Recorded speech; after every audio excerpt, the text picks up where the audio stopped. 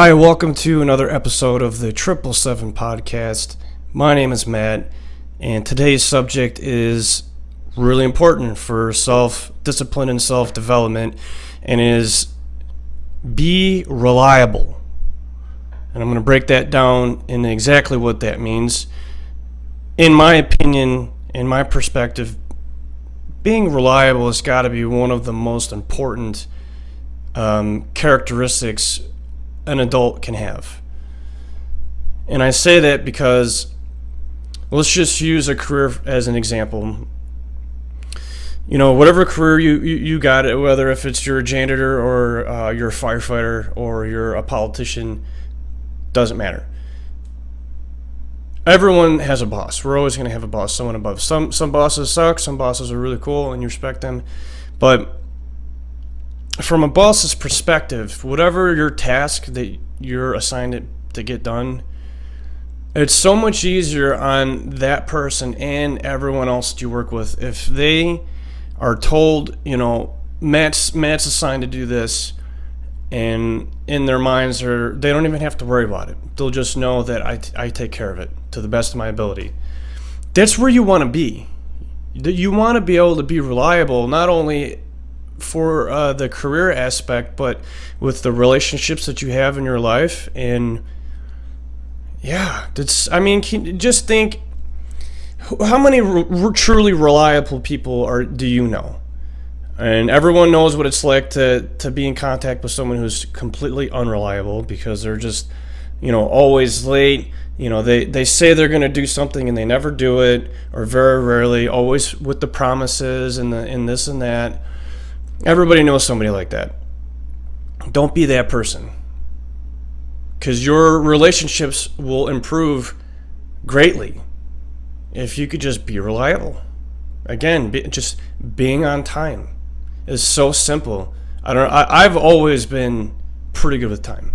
When I first had my first job at 16, there was one time that I was slept in and I was late, like a half hour late or something. And for like a month, they made me come in like 30 minutes earlier. And ever since then, I've never, unless it's because of someone else, I've never really been late. It's so easy. Even if it doesn't matter how far you're going.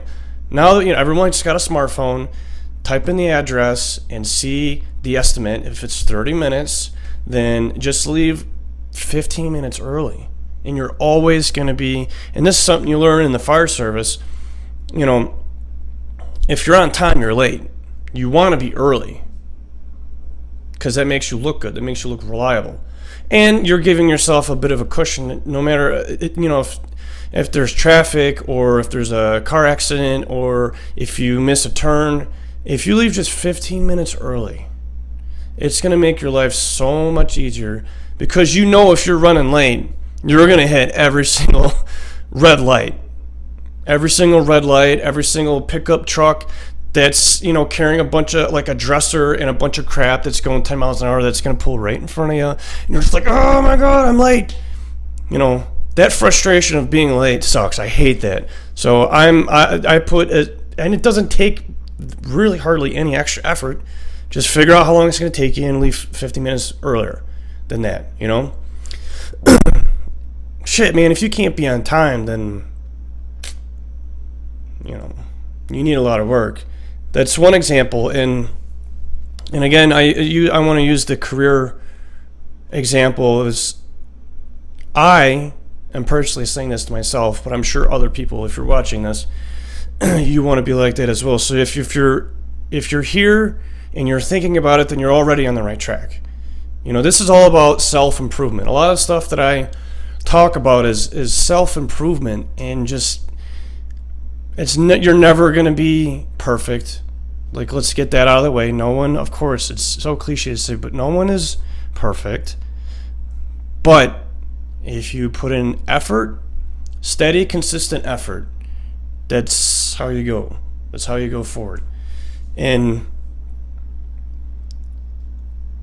yeah, you want to be able to know that someone, if I worked with you and you told me that you were going to get this done, you want me to think like, okay, it's already done in my book. I don't even have to worry about it. I can move on to this next task. That's something that, my dad taught me a long time ago. Just these conversations we would have where you just, if my name is on that, everyone around there is going to know that it's done right and it's done. I've done a good job.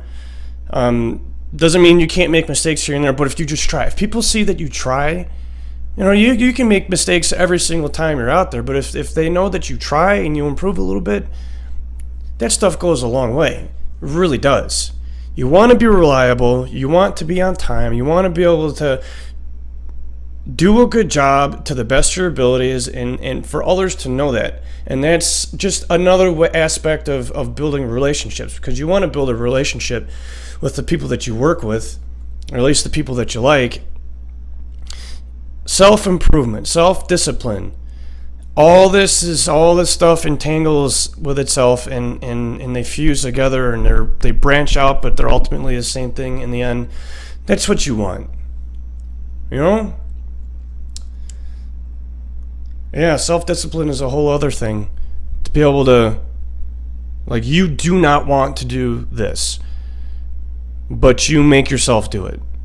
That is a significant ability that you have over your own mind that, it seems like it's common sense, but it's not common practice.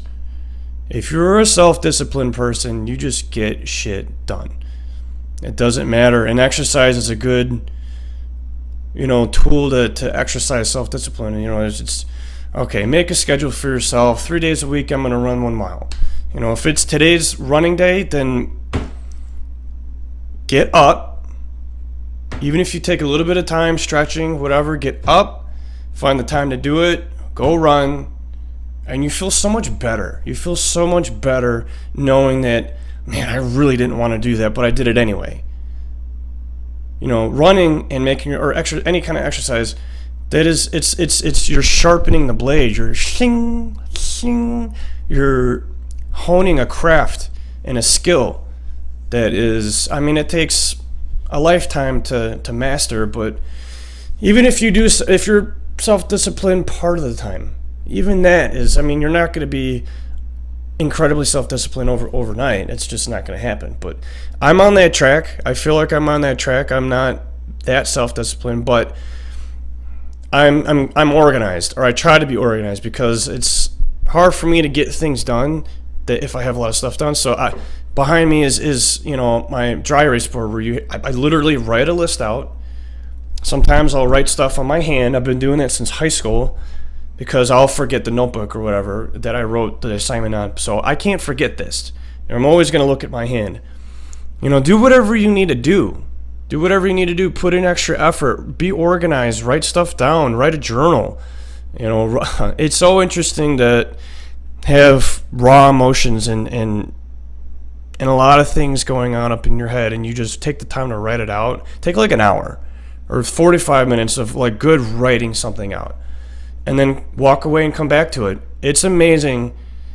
Or a year later, it's amazing when you read through the stuff that you were going through, but it's out in front of you. It's out in words in front of you, and you're no longer feeling that way.